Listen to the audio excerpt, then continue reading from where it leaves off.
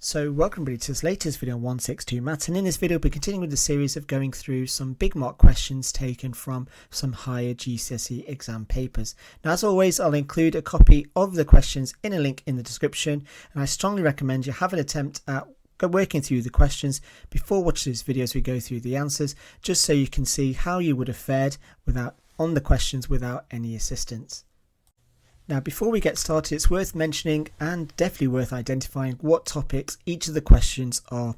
Now if you struggle with any of these particular questions, it may be a case of that you weren't too sure about the question, or it may be that you're really struggling to understand or remember the particular topic. Now if you are struggling in terms of remembering the topic, then all you need to do is click on the contents page of 162 Maths, and there'll be a link in the description which gives you easy access to going through each of these particular topics in much greater detail. And you'll also find easy links to GCSE maths audits, both higher and foundation. You'll also have easy access to access the GCSE past paper walkthroughs as well, along with plenty of other resources that you may find useful, such as the topic tests.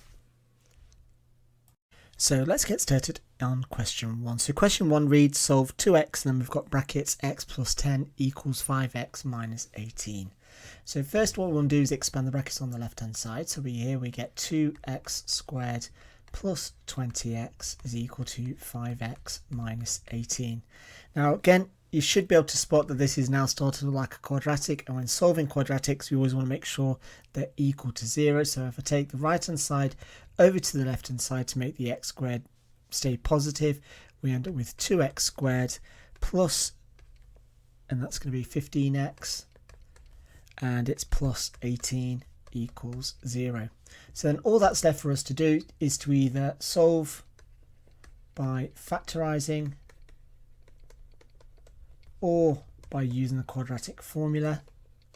I would say going to be the most efficient ways. Now this expression does actually factorise, so here we end up with 2x plus 3 and x plus 6 equals 0.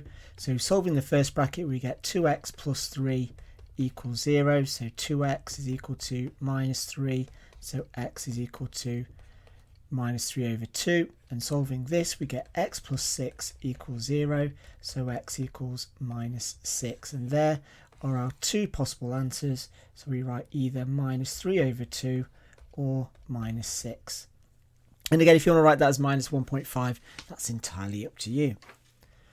Moving on to question 2, it says water flows from a tap at a constant rate. The container is filled with water from a tap in 40 seconds. The graph shows the height h centimeters of water after time t seconds. The container is one of these shapes, and we just need to find out which one it is. Now looking at the graph, if I just zoom out a little bit so we can see the graph and the containers. So basically what we're starting with is that it fills up, the height goes up, and then it kind of peters off, and then it increases. Now the correct answer you want to circle is going to be D. And the reason why it's not B is because for that one, the height starts high, then it kind of balances out when it hits the middle, and then increases. And so actually it's the other way around. It's actually going to look like that, where it's going to increase. So moving on to question B, it says by drawing a tangent on the graph, estimate the rate at which the height is increasing when t equals 10. So for this, what we need to do is at 10, we want to draw a tangent at this particular point.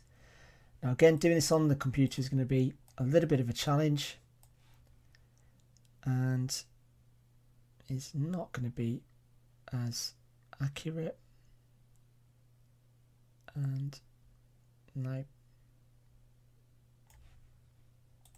So you should draw your tangent that looks something like this. Then once you've drawn your tangent, you then want to turn that into a triangle. Then using the scale, you then want to measure the distance up and the distance across, and the gradient is equal to up over across. Again, remember, make sure you're using the correct scale. I get mine to be roughly 3 over 10, in which it gives me a rate of 0.3. Now looking at the mark scheme, it's going to be based on whatever tangent you do, but the mark scheme accepts any answers between 0.3 to 0.4. So as long as your fraction is between any of those two values, inclusive of those, you will be absolutely fine. Now moving on to question 3, it says a chocolate box is in the shape of a prism is being designed. All lengths are in centimetres. The cross section is a regular hexagon with sides x. The length is 5x. An expression for the area of the cross section in square centimetres is 3 root 3 over 2x squared. The total surface area of the box must be less than 650 square centimetres, and the question is asking us to work out the largest possible integer value of x, and we must show our working. Now the key thing to remember is that the surface area is equal to the area of all faces. Now for this, what we have is we have 2 hexagons plus 6 rectangles. So to work out the surface area, it's going to be, now the hexagon is basically the cross section.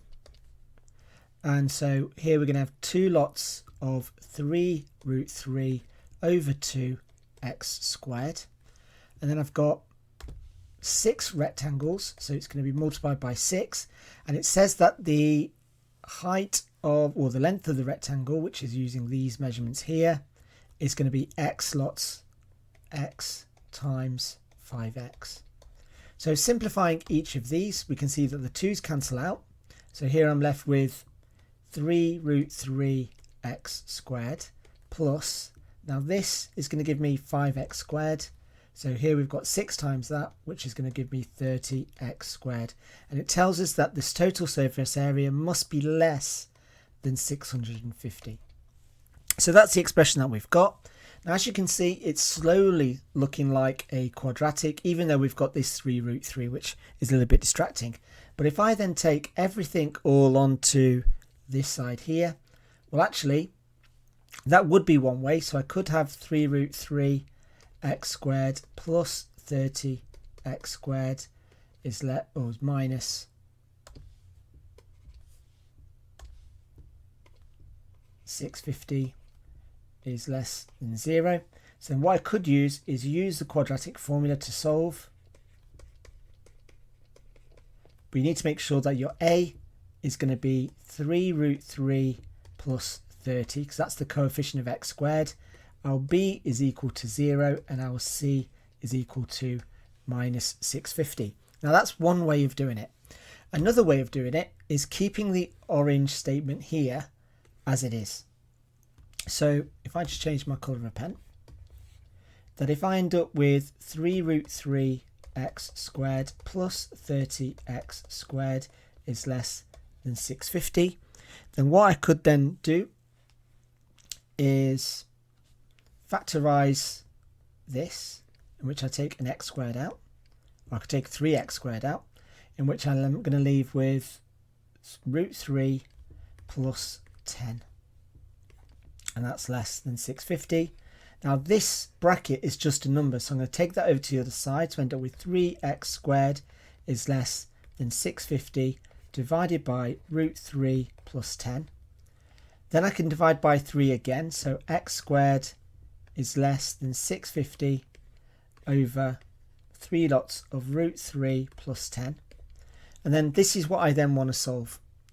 Now if I type all of that into my calculator, I get an x squared value of 18.467 blah blah blah. Now all that's left for me to then do is square root it, in which I get this answer here of 4. Now it's going to be plus or minus. Now the problem with this, with quadratic inequalities, is the fact that we're going to end up with an upper and lower value. So what I should have is minus 4.297 and positive 4.297. Now the question is looking for the largest possible integer. So the largest possible integer that x can be is going to be positive 4.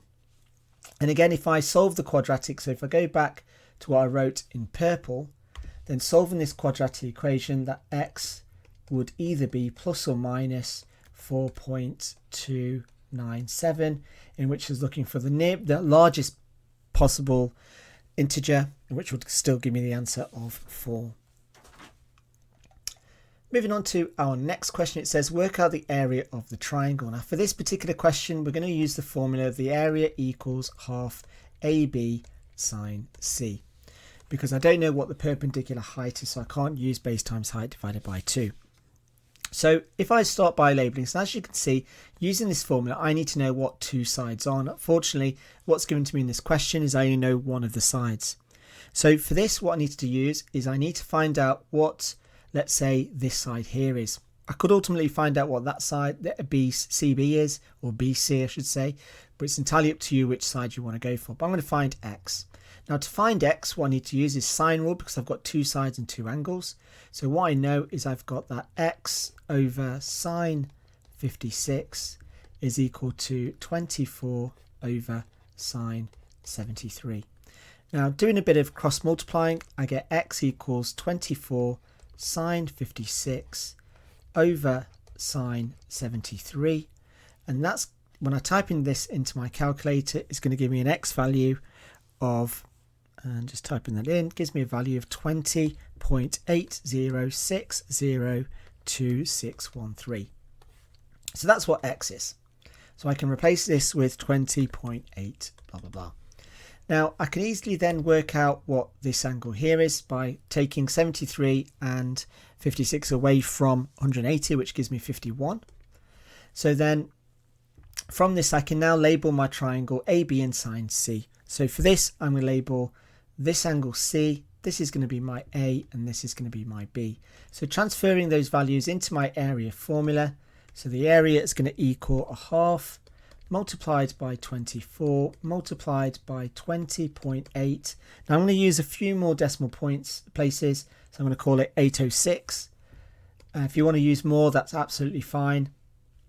And I'm going to multiply that by sine 51 and type that all into my calculator, and I get a value of 193.97, which rounds up, if I round up, will give me 194, I would say, 0.0, and that's in centimetres square, and that's 20, or one decimal place I should say.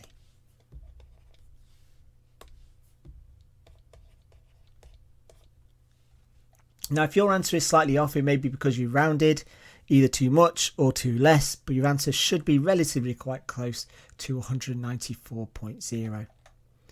Then moving on to question 5, it says in a game these numbered tiles are in a bag. Now to play the game you choose tiles at random, one at a time, and you do not replace the tiles. You win if at any stage the total of the numbers on your tiles is 10. Amber plays the game once, work out the probability that she wins. Now here the winning combinations is that you can either get a 5 and a 5, or you could get a 5, a 3 and a 2, or you could get a 5, 2 and a 3. You could also get 3, 2, 5. You could get 3, 5, 2, and you could also get 2, 3, 5 and 2, 5, 3. So these are all winning combinations that would give you a total of 10. So now working out the probabilities of each of these events. So the probability is going to equal, so 5 and a 5. Well, the first pick is going to be 4 out of 8. And then the second pick without replacement is going to be, there's going to be 3 left, and there's going to be 7 in total. So that's one possible combination. And again, working that out gives me 12 over 56. And then working out 5, 3 and a 2. Well, that's going to be, 5 is going to be 4 over 8 multiplied by 2 over 7 multiplied by 1 over 6. And then doing the same for the next one. So 4 over 8 multiplied by 1 over 7 multiplied by 2 over 6. Then we get 2 over 8 multiplied by 1 over 7 times 4 over 6. Then 2 over 8 multiplied by 4 over 6 multiplied by 1 over 7. And then we get 1 over 8 multiplied by 2 over 7 multiplied by 4 over 6. And then finally 1 over 8 multiplied by 4 over 6 multiplied by 2 over, oh, that should be a 7 and that should be a 6. Now what you should find is that these brackets are all the same value. So it's just a rearrangement of the values. So here the total prob is, if I work out this one here, sorry, I should have circled this one here as well. So here I've got 12 over 56 plus 6 combinations of 4 over 8 multiplied by 2 over 7 multiplied by 1 over 6.